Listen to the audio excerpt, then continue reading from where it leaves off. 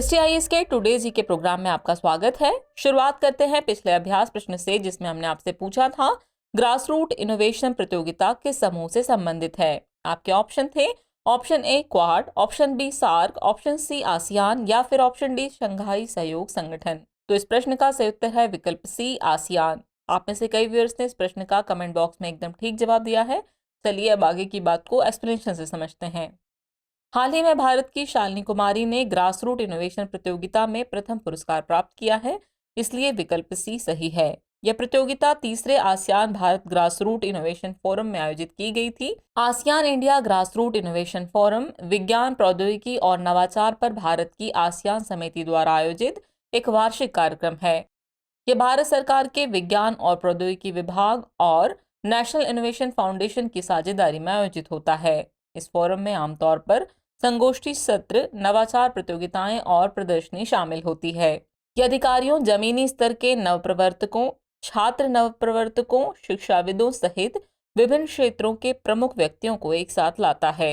इस फोरम का लक्ष्य भारत और आसियान सदस्य देशों में जमीनी स्तर पर नवाचार इकोसिस्टम के विकास को बढ़ावा देना है। इस तरह इस प्रश्न का सही उत्तर है विकल्प सी आसियान।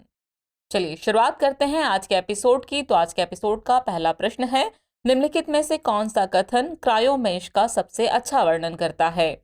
आपके ऑप्शन हैं, इसका उद्देश्य कंपनी को हरित उत्पादन विधियों में परिवर्तित करना है, इसका उपयोग कोरल लार्वा को फ्रीज करने के लिए किया जाता है, या आर्कटिक हिम का संरक्षण करता है, या फिर यह हानिकारक गैसों के उत्सर्जन को रोकता है। इस तरह इस प्रश्न का सही उत्तर है विकल्प बी, इसका उपयोग कोरल लार्वा को फ्रीज करने के लिए किया जाता है। चलिए एक्सप्लेनेशन से आगे की बात को समझते हैं। हाल ही में ऑस्ट्रेलिया के ग्रेट बैरियर रीफ पर काम कर रहे वैज्ञानिकों ने कोरल लार्वा को जमाने और भंडारण के लिए एक नई विधि का सफलतापूर्वक परीक्षण किया है। वैज्ञानिकों के मुताबिक यह विधि जलवायु परिवर्तन से खतरे में पड़ी चट्टानों को फिर से जीवित करने में मदद कर सकती है। वैज्ञानिकों ने Australian institute of marine sciences में कोरल लार्वा को फ्रीज करने के लिए क्रायोमेश का इस्तेमाल किया। वैज्ञानिकों का कहना है कि क्रायोमेश कोरल को बेहतर ढंग से संरक्षित करता है, इसलिए विकल्प बी सही है। इस तरह इस प्रश्न का सही उत्तर है विकल्प बी, इसका उपयोग कोरल लार्वा को फ्रीज करने के लिए किया जाता है। चलिए अगला प्रश्न देखते हैं। अटल भूजल योजना के संदर्भ में निम्नलिखित कथनों पर विचार कीजिए। कथन 1 है, यह योजना भारत के सभी राज्यों में लागू की जा रही है। कथन 2 है, यह विश्व बैंक द्वारा सहायता प्राप्त एक केंद्रीय क्षेत्र की योजना है। उपर्युक्त में से कौन सा ऐसे कथन सही है, या फिर है केवल एक, केवल दो, एक और दो दोनों, और न तो एक न ही दो। तो इस प्रश्न का सही उत्तर है विकल्प बी, केवल दो। हाल ही में जल शक्ति राज्य मंत्री ने राज्यसभा में एक लिखित उत्तर में अटल भूजल योजना पर जानकारी साझा की। अटल भूजल योजना एक केंद्र क्षेत्र की योजना है। इसे वर्ष 2019 में 6000 करोड़ रुपए के परिव्यय के साथ विश्व बैंक के सहयोग से लॉन्च किया गया था, इसलिए कथन 2 सही है।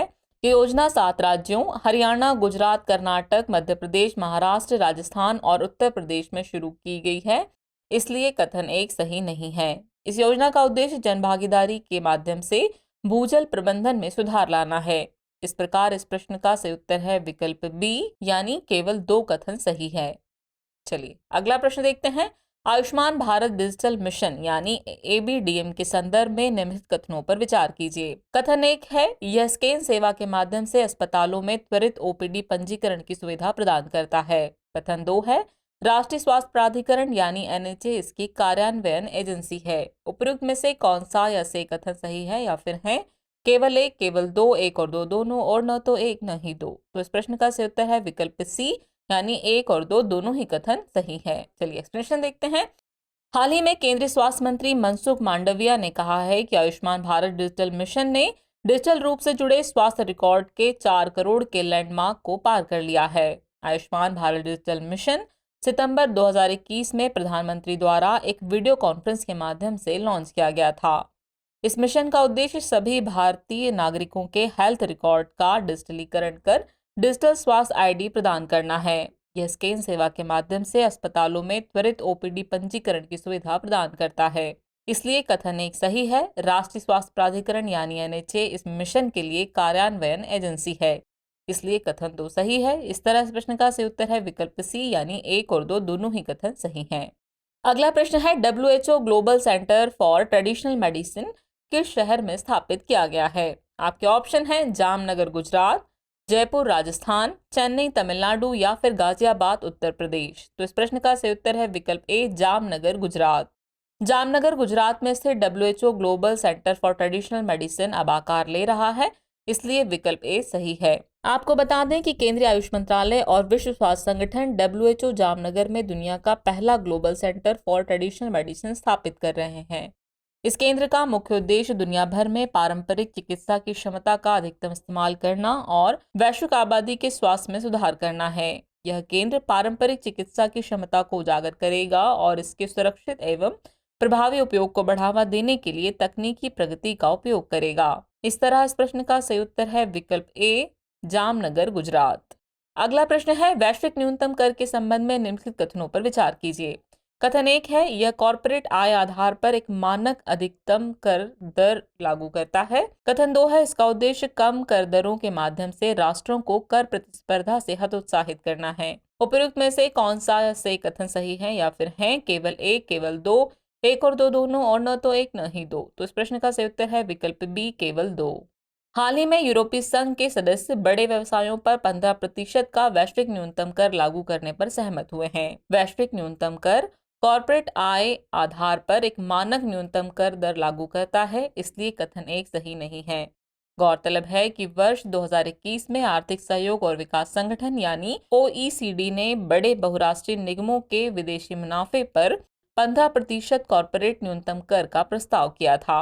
यह कर विभिन्न देशों को 150 बिलियन अमेरिकी डॉलर का एक नया वार्षिक कर राजस्व प्रदान करेगा। इस कर का उद्देश्य कम कर दरों के माध्यम से राष्ट्रों को कर प्रतिस्पर्धा से हतोत्साहित करना है, क्योंकि इसकी वजह से कॉर्पोरेट लाभ में बदलाव और कर आधार का क्षरण होता है।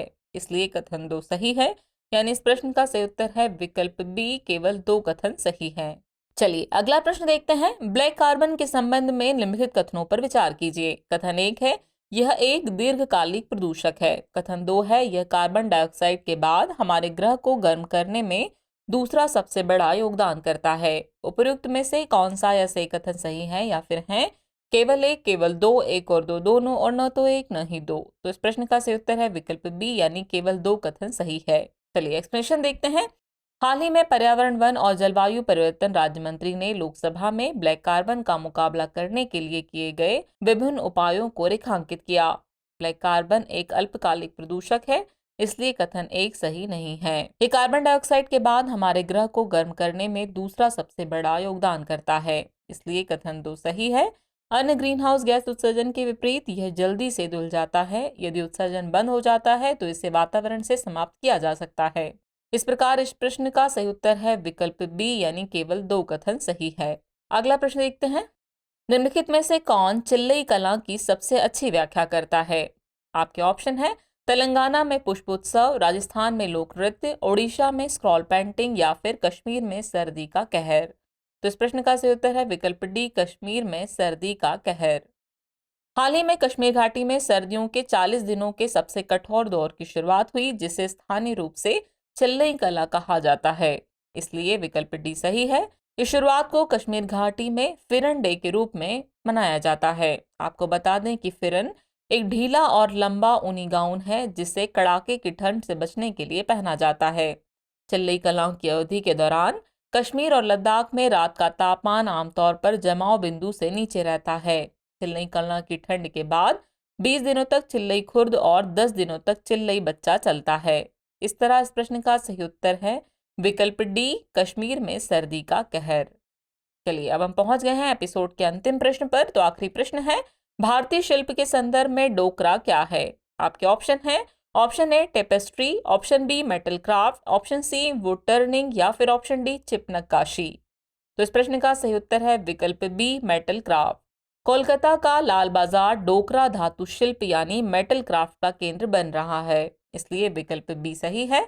ढोकरा या डोकरा अलोह धातु की ढलाई शिल्प है, जिसमें लॉस्ट वैक्स कास्टिंग तकनीक का उपयोग किया जाता है। इस तरह की धातु की ढलाई का उपयोग भारत में 4000 से अधिक वर्षों से किया जा रहा है।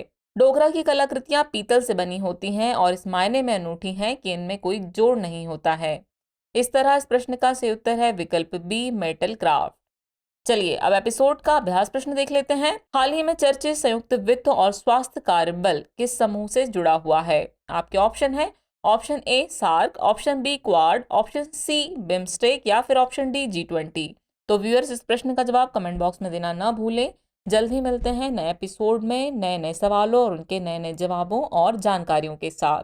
तब तक के लिए शुक्रिया और आप सभी को मैरी क्रिसमस।